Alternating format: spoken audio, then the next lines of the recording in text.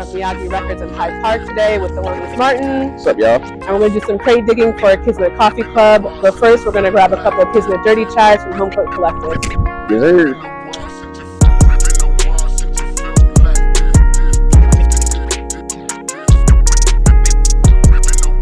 Back here.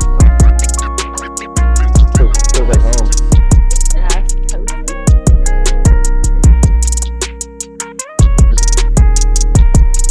2 Kismet Dirty Chais, please.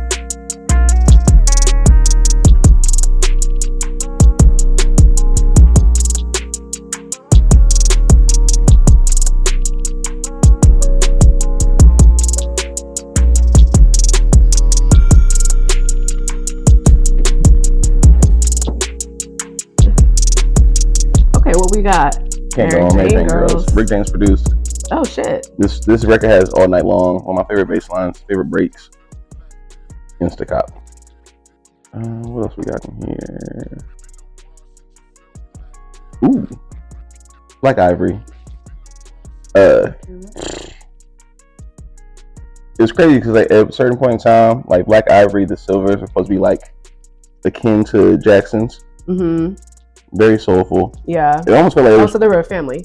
they were churning out groups that had afros.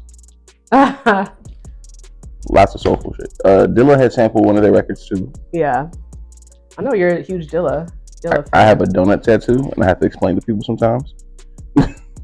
Okay. What is it? Is it just a donut? Yeah. It's literally Okay, just a donut. that's fair. Because out of context, you'd be like, huh? Oh, my granny definitely was like, don't get no more tattoos. They don't think you in a gang. I'm like, granny, Not a donut tattoo.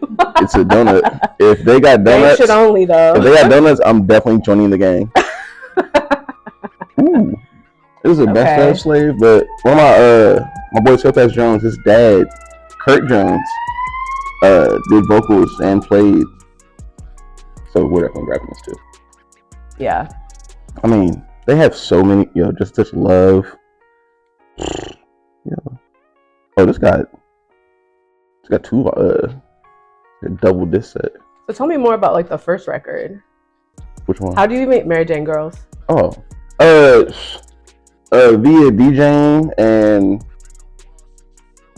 I feel like for me, whenever it comes to digging for records, it's like Yeah. it's like retroactively like learning stuff. So it's like I start paying attention to who played on what records, Mm-hmm. who played on what records.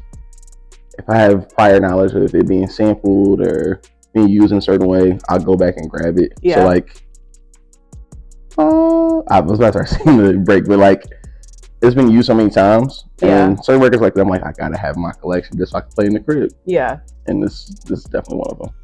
What do you look like? Because your style of music, it has that like sampling feel. I don't know like how often you actually sample stuff, but like what do you look for when you're sampling something?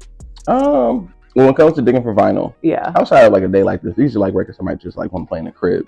Yeah. There's a couple things you look for when digging for records. Naked girl on the cover, usual hit. Kid you not. Okay, fair. If the record looks like it has nothing to do with the title, like it's like some really like crazy abstract artwork, top. But then you start like thinking about like non-superficial surface level things, like Yeah. all right, what record label, Okay. year and time period. If it's a gospel record in the 80s, it's gonna sound a lot different from a gospel record from 75. Okay. So you start looking at little details, things that will Interesting. separate or would indicate. Then you start thinking about, okay, this synthesizer was introduced in maybe like 1981. Mm-hmm. Record prior to that, not gonna have it. After, Okay. gonna have it. Like, when did the DX7 Yamaha synth come out? All right, around this time period, I know a lot of gospel. That's like niche knowledge, like that you would. But that's know. how. Yeah. That's how intricate it gets. So yeah, it's like that's cool. outside like service level, like I think maybe when I first started digging for records when I was like 16, it was like, okay, this looks cool. Yeah. Then you start gaining the knowledge of music more, and you start like researching like things you really care about when it comes to these records, and that's like it becomes like, oh, that guy played drums on this record, or this guy was in his band.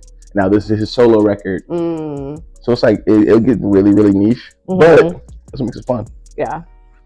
So my best friends, I actually started making music with when we were like 15. His dad was in this band. It was crazy because I didn't realize like the gravity of it when we were younger. Yeah. He's like, "Hey, my dad was in the band." I'm like, "All right, cool." Oh, so you've known Topaz for a minute. Mm-hmm. Okay. Known Topaz, yeah, I've known Topaz longer.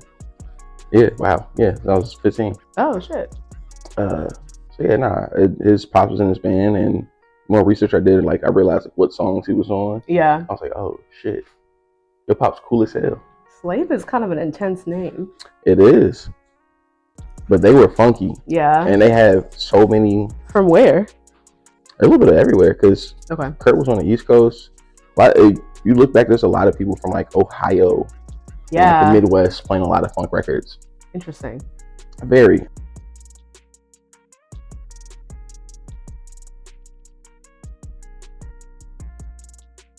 Thanks for joining us today for Creating with Thelonious Martin. If you get a sec, come down to Hyde Park and visit Miyagi Records and Home Court Collective. The cafe is open Thursday to Saturday from 10 to 3. And look at all these records you got. I should have bought more. Well, off camera, I will buy more.